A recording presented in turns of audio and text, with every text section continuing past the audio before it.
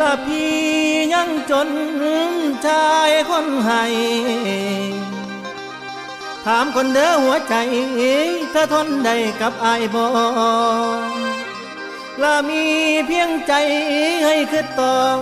แต่ความจนวนอยู่ไกลเธอทนได้บ่ละนาง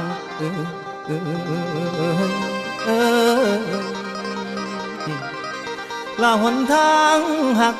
อุปสรรคยังอยู่ข้างคือความทุกข์เด้ออุกใจถ้าพี่ไหวบ่นอคำผู้กำกาพลาน้อยละกันเธอคอยเธอท่ามีพงหนาอายบ่วันสิสู้เพื่อฝัน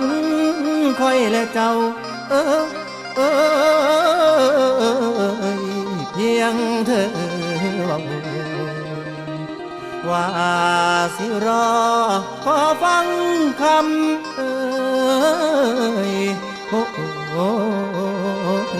เด้อแฟนอา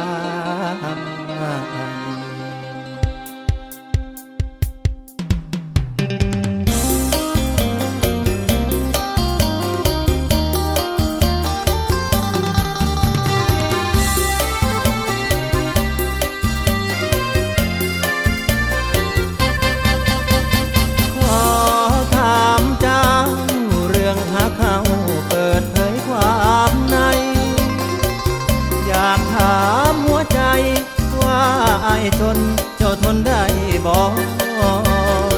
คืออุปสรรคของความหาที่ต้องให้รอหลายคราวตัวท้อเจ้าจะรอที่ได้ไหมนางทุกอย่างบนเส้นทางคนจนวุ่นวายเธอทนได้ไหมถามหัวใจตัวเองไม่น้อยจากปากเธอที่รักคำเดียวว่ารอพี่คงบ่ท้อหากเจ้ารอจะขอสู้เพื่อนางทางเดินกว้างมีพงน้ำยากพิงทางชีวิตอายบนหินที่สูงขึ้นถัดต่ำลงลายห้อยคงแต่พอบอนทางตันแรงใจฉันนั้นคือเธอสิฝ่าฟันดันดียุ่งมือขี้หินดินตอมพร้อมสิไลขันแม่นเจ้ารับได้สิพูดให้คนต่อเจ้าบ่ท้อพี่ก็บ่ยอมถอยมีเธอคอยเคียงฝันเหนื่อยกับพันหา20เสียงคำมิ่น